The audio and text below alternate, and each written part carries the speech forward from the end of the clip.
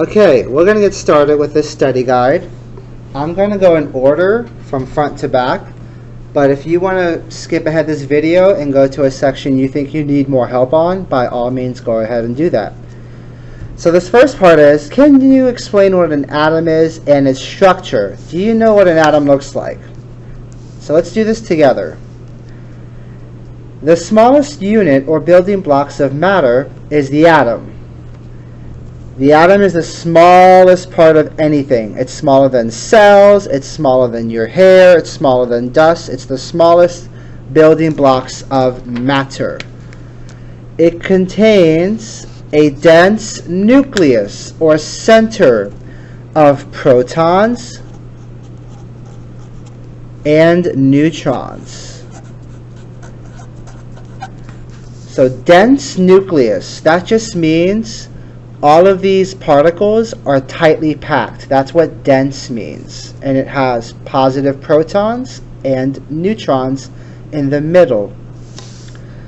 Electrons surround the core of the nucleus.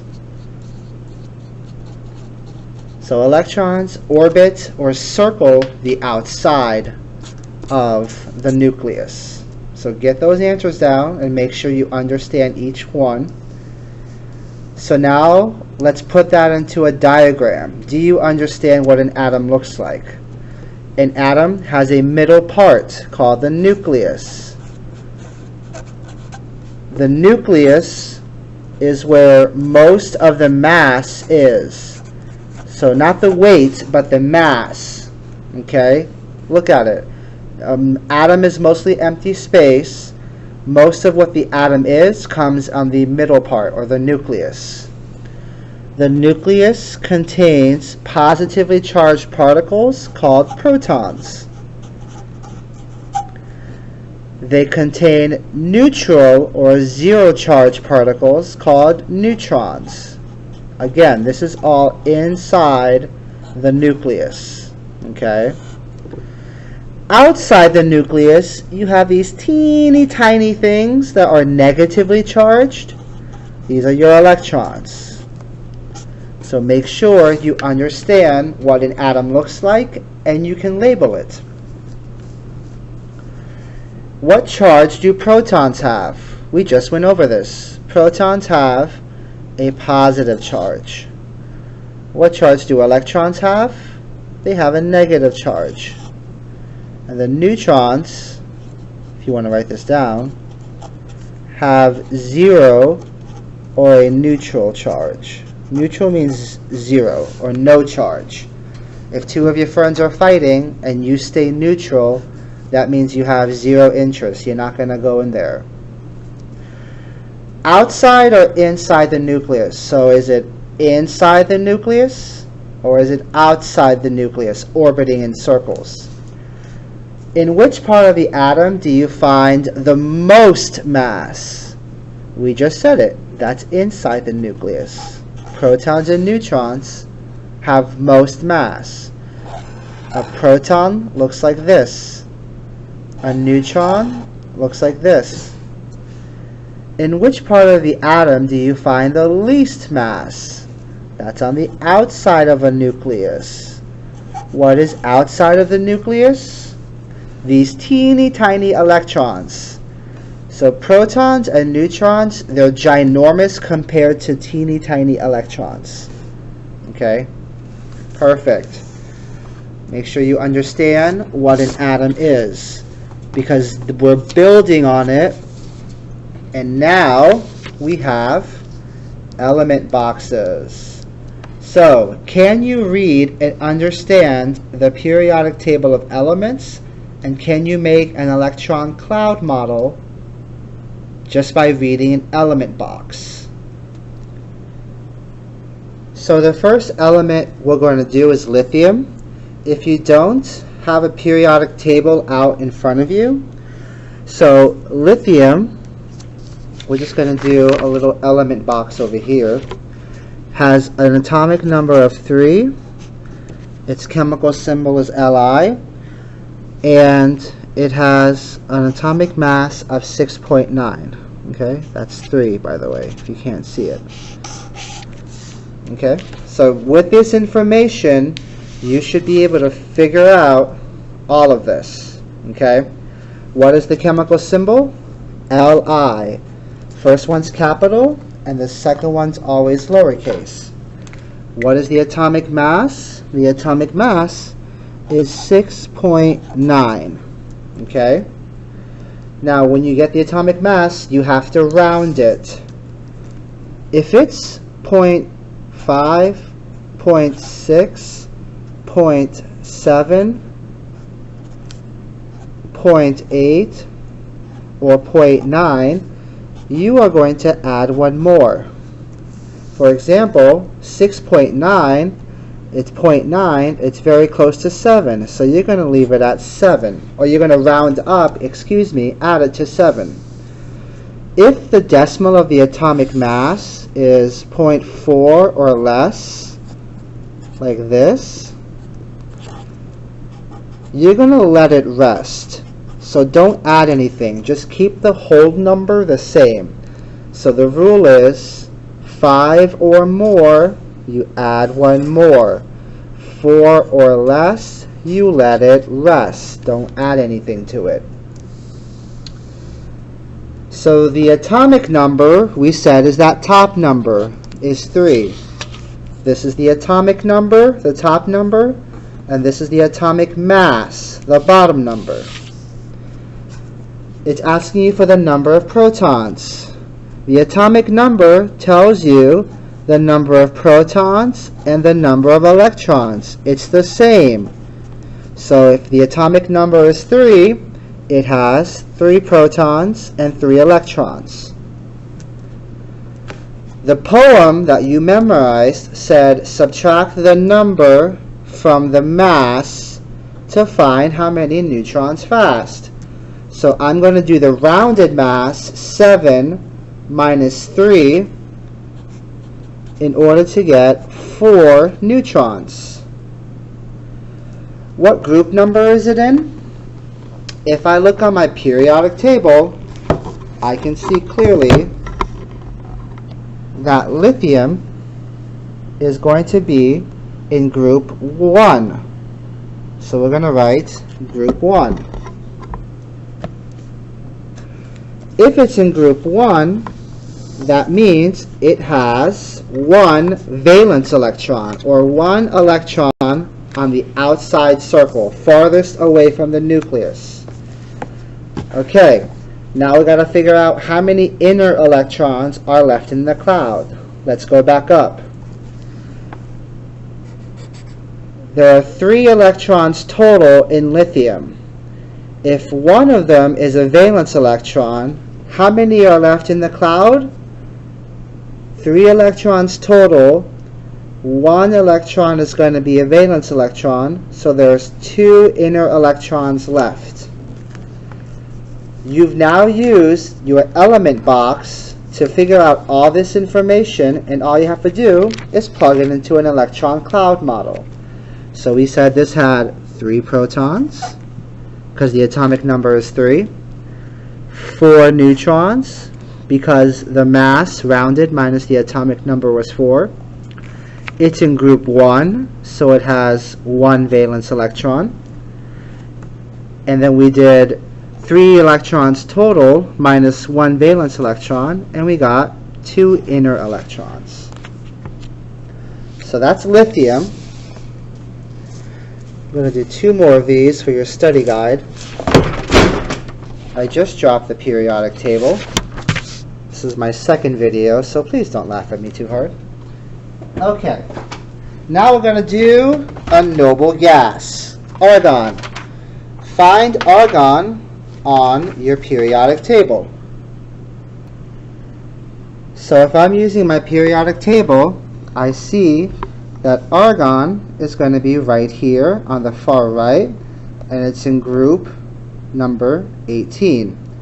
It has an atomic number of 18 and an atomic mass of 39.9.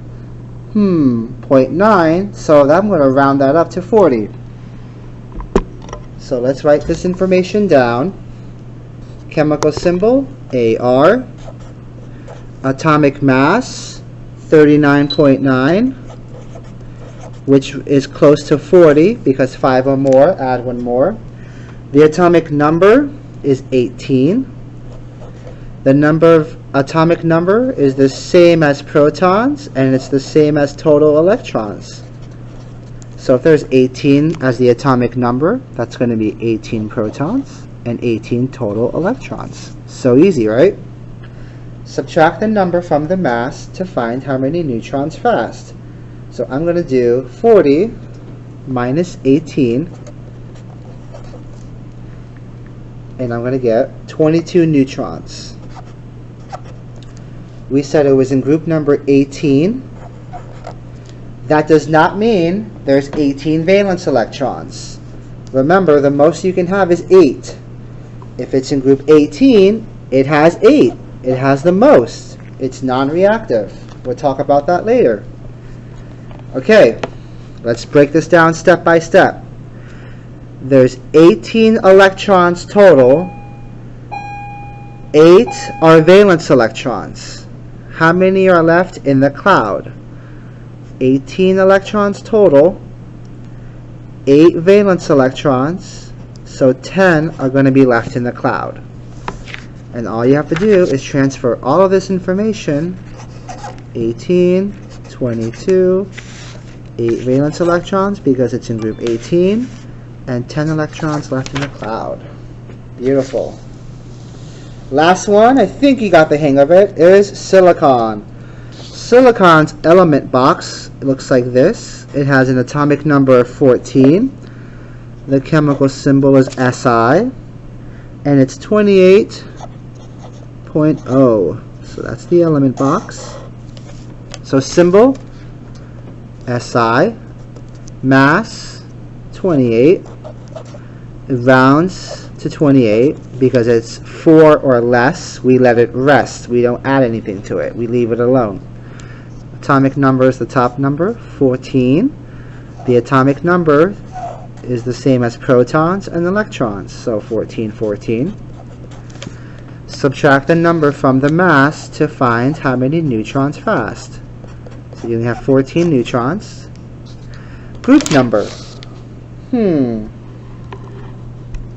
I see that it is in group 15. I know that it can't have more than 8, so if it's in 15, oh, my bad, I'm looking at the wrong element. Silicon is right here. It is in group 14.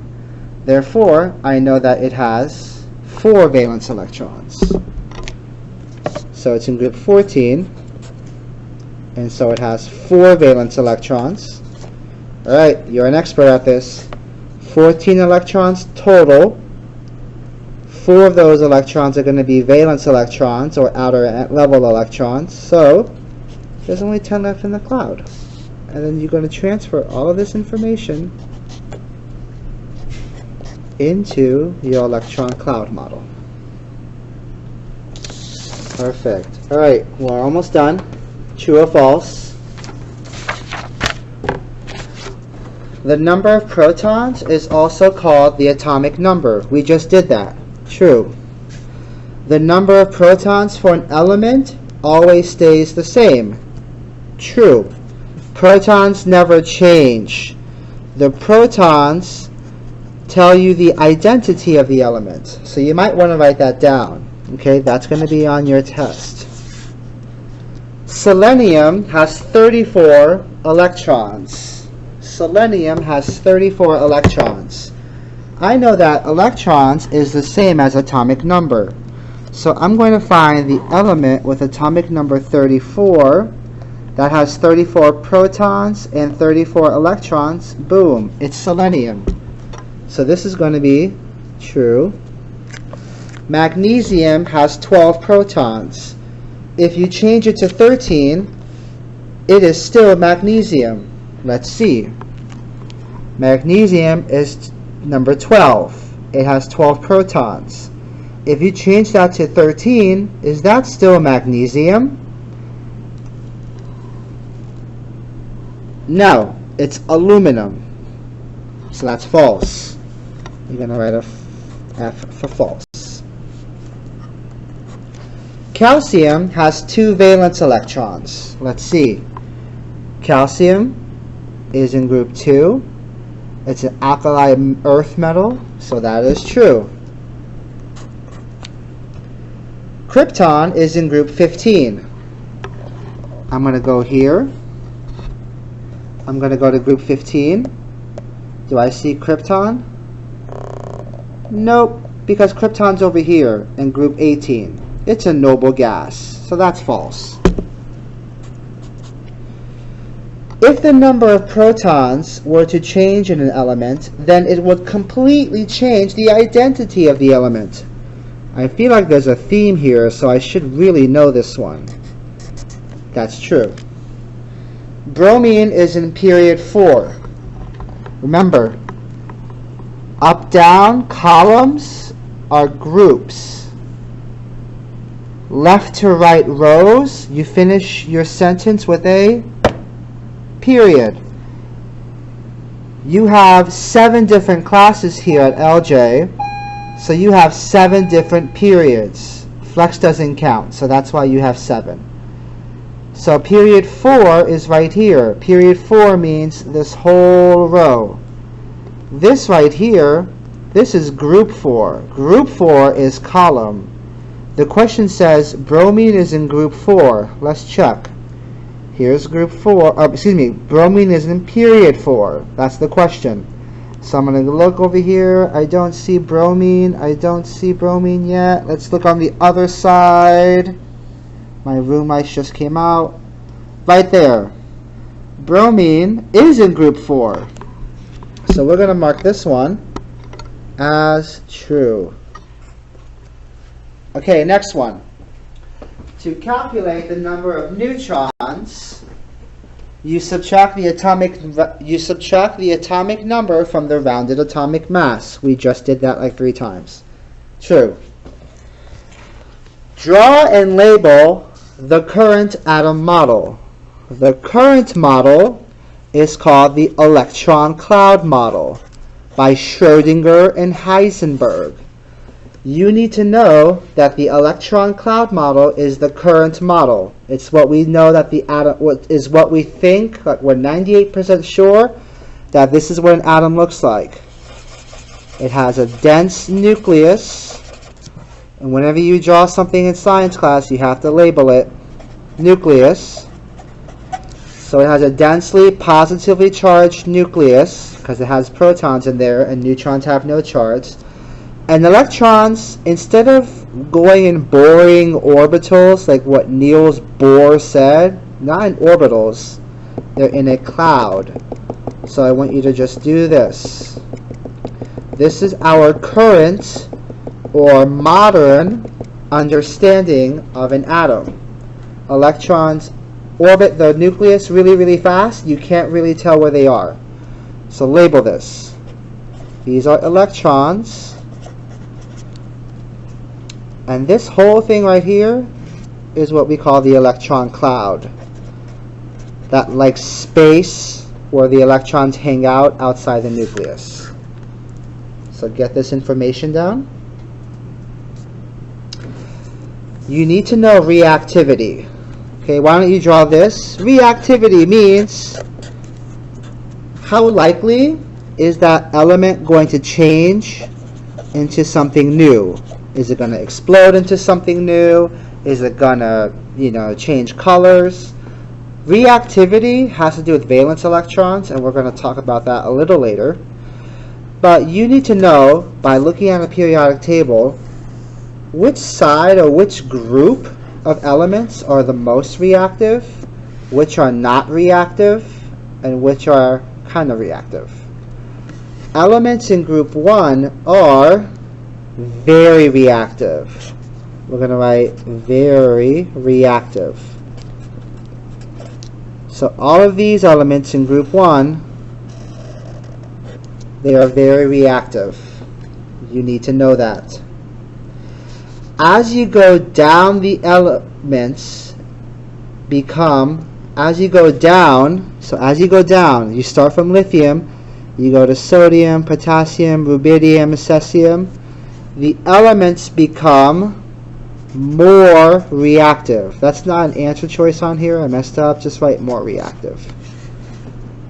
Okay, if you watch that video in science class of cesium in a bathtub, cesium exploded really badly, whereas lithium just did a little boop, and that's it. So you need to know that group 1 elements are very reactive. Group 7 elements, the halogens, are also very reactive because they're very close to that magic number of 8, and we'll talk about that later. And you need to know that elements in group 18, these bougie noble gases, they're too good, they don't want to share their perfect 8, they're non-reactive. That means they don't react, they don't change with other elements. They don't have to, they have 8. We also call these inert. Inert is just a fancy science word for non-reactive. It's the same thing. So again, they're non-reactive because they have 8 already. And they have 8 valence electrons. When you have 8 valence electrons, you stop being reactive because you don't need any more. You have a full set. 7 is not 8. They need 1 more to get to 7. That's why they're so reactive. And this one, they have to only lose 1. So it's really easy for these guys to lose 1. That's why they're so reactive. So get this information down. So building on that, which element would be more reactive? Rubidium or magnesium? That's the next question on your study guide. Rubidium, let me see if I can make this work. Okay, there we go. Rubidium is right here. Rubidium is in group 1. So let's write a note. Let's write G1. Or magnesium, group 2. Magnesium is right here. It's next door. The group 2 is the alkali earth metals. They are also reactive, but not as much as group 1. Okay, so you might want to mark that down. So I'm going to write G2, group 2, the alkali metals, the alkali earth metals, excuse me. Group 2 is the alkali earth metals. Group 1 is the alkali metals. So which will be more reactive? The alkali metal, rubidium, in group 1, or the magnesium, which is in group 2? If you're following along, rubidium, because it's in group 1. You can just write RB. So, which element would be least reactive? Potassium, which is in group 1. Copper, which is in the middle of the periodic table. It's a transition metal. Oxygen, which is in group 16. Or xenon, which is a noble gas, in group 18. Which one is the least reactive one? That already has a perfect set, so they don't want to bond with other elements? Xenon. Group 18 is non-reactive, so they're always not going to do anything. The elements are arranged in a particular order. How are the elements on the periodic table? How are the elements arranged? What is the order? How are they arranged on the periodic table? They are arranged by the number of Y is hydrogen 1, helium is 2, lithium is 3, beryllium is 4. What does that number mean? Why are they arranged in this order? It's because that number, the atomic number, is the number of, that never changes, protons. Protons never change. Protons identify the element. Some vocab here. Elements in the same up-down vertical columns on the periodic table. Wait. Elements in the same up-down vertical columns on the blank. This is supposed to say periodic. Excuse me. Periodic table are called groups. These are called groups or families. Elements in the same family have similar chemical properties. That just means if you're in group 1, you're very reactive. If you're in group 2, you're not reactive. That's what chemical property means. We're going to talk more about chemical properties. Don't worry about that right now. In other words, they act the same in chemical reaction. Horizontal rows on the periodic table are called periods. You need to know that for the test. What a group is, what a period. Oh, here's periodic. I didn't see it. And periodic, and period. Group and period, the difference. For each element below, name 2 other elements it would have similar chemical properties with. So it would be similar with them if they're in the same family. Like if you're in the same family as your brother, you have similar behaviors. You have similar properties. Like maybe you both have green eyes. Maybe you both speak the same language. So potassium. It says name 2 other elements that act like potassium. You're looking at groups, up-down columns. So potassium is right here. Another element that would act like it is sodium. Another element that would act like potassium in this group is rubidium, or cesium, or francium. It's just asking you for 2. Or lithium. So for this one you can write lithium, and you can write rubidium. Name 2 other elements that act like helium. So you're going to find helium. Helium is group 18. You're looking at the columns. All of these elements in this group act the same because they're the same family. So you can say neon, argon, krypton, xenon, or radon. Pick any 2. I don't care. Do what you want. Krypton and argon. Oh, I'm supposed to be writing them here. I'm doing this all wrong. You can just write them here. So Li and Rb, Kr and Ar. We'll do one more. Calcium. So calcium is right here. It's an alkali earth metal in group 2. So I just need to pick 2 elements from this group. So I'm going to do beryllium and I'm going to do magnesium. They have the same chemical properties, or they act the same as calcium. Okay, you do aluminum and bromine by yourself. I think you can handle it. Write the group number of each chemical family below. This is the rainbow PT, your rainbow periodic table. The halogens, you guys colored in pink. That was group 17. The alkali metals, you colored in red. That was group 1. The carbon group, we did not color, but these are easy ones. So if it starts with boron, all of these elements are called the boron group. If the top element is carbon, all of these elements are called the carbon group. Nitrogen, this is the nitrogen group. Oxygen, this is the oxygen group. Right here. Fluorine is in group 17. That has a special name. We call them, we just said it, the halogens. And then 18 is noble gases. Okay, so carbon group, that was group 14. Noble gases, we just said 18. Alkali earth metals, the earth metals are in group 2. And then oxygen is at the top of group 16. Okay. Quickly, I'm just going to go over these scientists. They're not going to be as frequent as your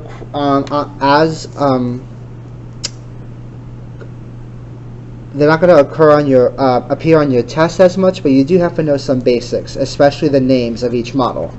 So chocolate chip model, that was the person that thought electrons swam in a sea of chocolate chip positive charge particle. That was who was that? Thomson. I sometimes forget. We're just going to leave that off. And then the current understanding, that's these guys, Schrödinger and Heisenberg. I'm just going to write S and H. So published his own atomic theory in 1803. This is the first guy. He said all substances made of small particles called atoms. Atoms can't be created, divided, or destroyed.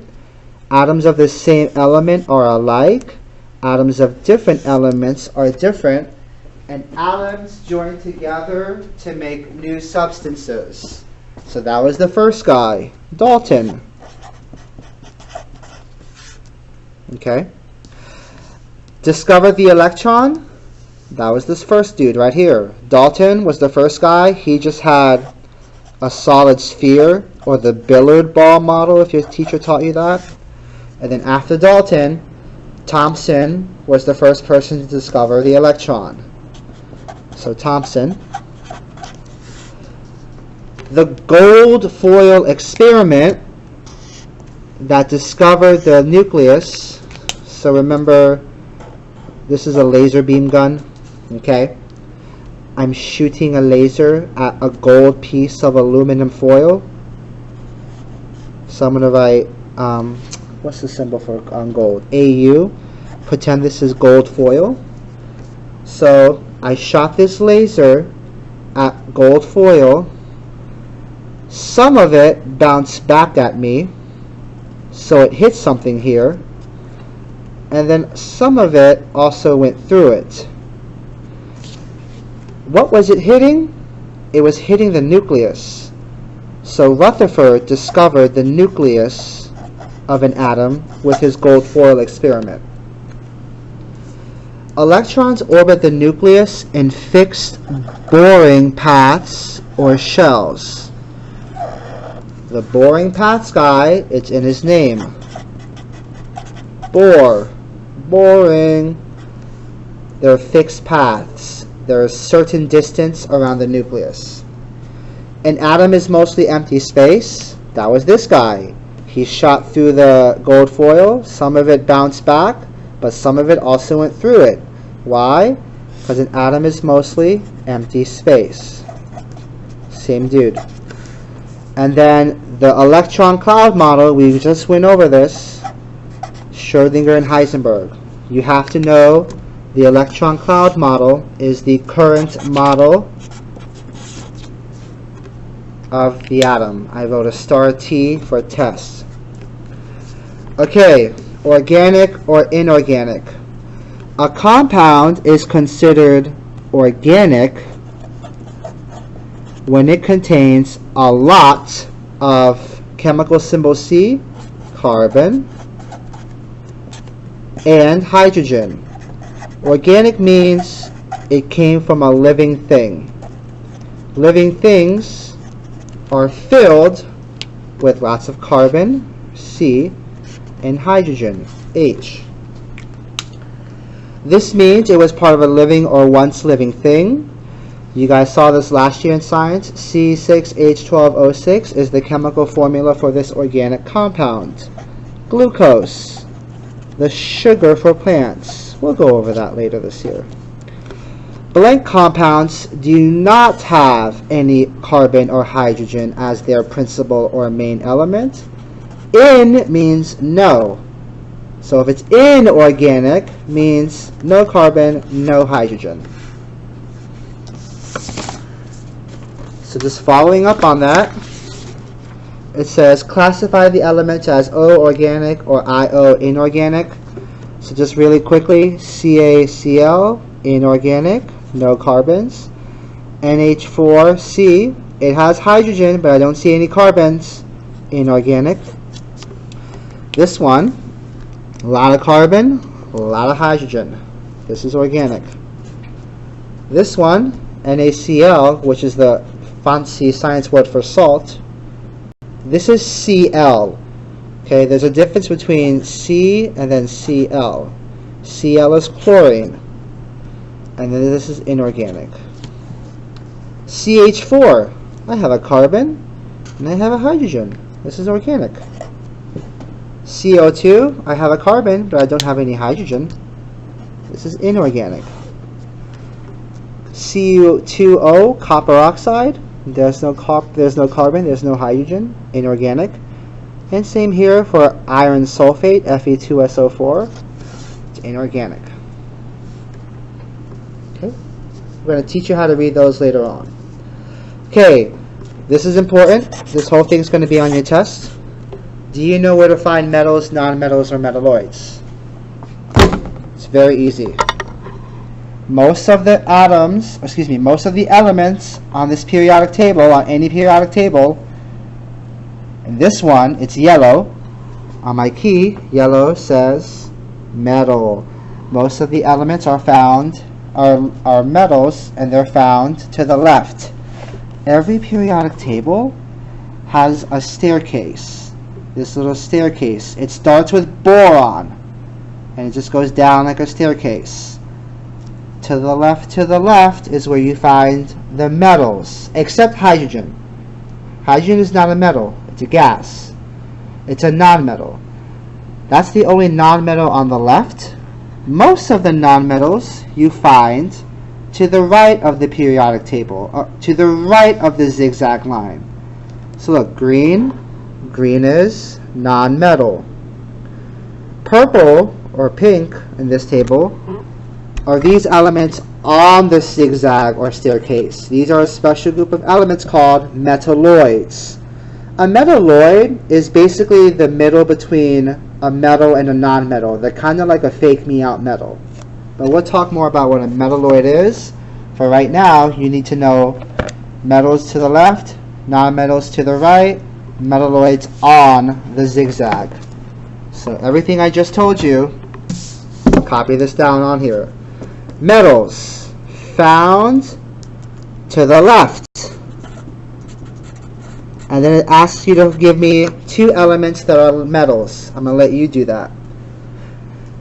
Nonmetals are found to the right of the zigzag line.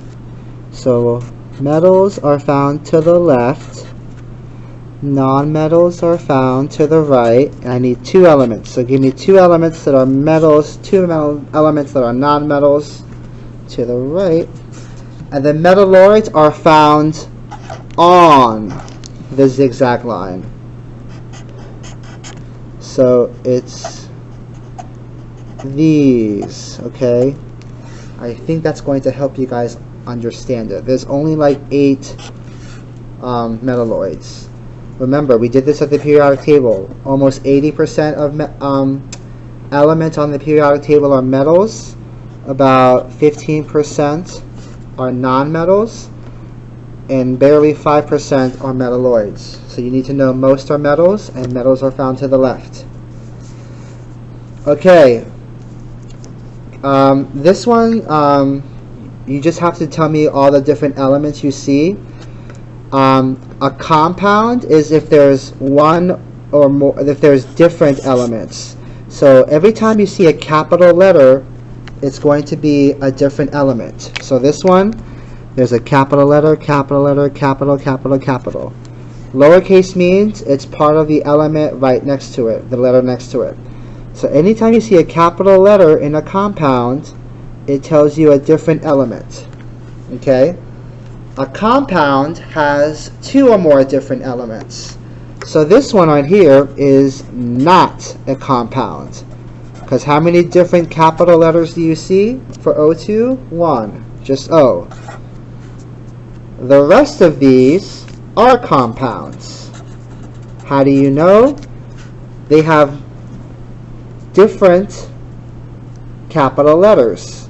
This one has a C, an H, an oxygen, a nitrogen, a magnesium. This one has a carbon and an oxygen. This one has a sodium and a chlorine. This one has a carbon and a hydrogen. These are all compounds. And this is not a compound. Okay? We can just call this a molecule, but all of these are molecules. Molecule just means when atoms come together. These are all molecules. And a compound is when it's different, 2 or more different ones. Okay, last page, home stretch. Isotope versus an ion. This is the big thing. An isotope, this is how I remember it. What changes in an isotope? The protons, the neutrons, or the electrons. Each letter for isotope can go with neutrons. If you did proton or electron, it wouldn't fit. Trust me, I tried. So that's how I like to remember it. An isotope is when the neutrons change. Okay? So here's a carbon atom. Carbon is always going to have 6 protons. That never changes. Okay? 6 protons. A regular carbon atom, remember a carbon is 6. This is a carbon element box. The number of neutrons for carbon is 12 minus 6. It's usually 6. When the neutrons change, like in this one has 7 neutrons, and this one has 8 neutrons, that becomes an isotope. So this is a carbon atom, and these two right here are carbon isotopes. How do we know these are isotopes and not ions? Because the neutrons change. The neutrons change. Okay?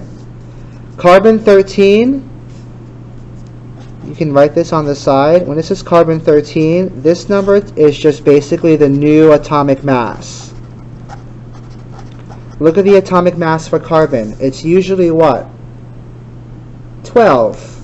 But carbon 13, because it has 6 protons and 7 neutrons, that makes 13. That changes the mass because neutrons change, and we know that most of the mass is here. Most of the mass is inside the atom, in the nucleus. Carbon 14, why is it 14? Because you have 6 protons, it got 2 more neutrons, and now it has 8, and now it's carbon 14. It has 14 total. In an isotope, only the neutrons change. An ion, you can write this on here, is when the electrons change.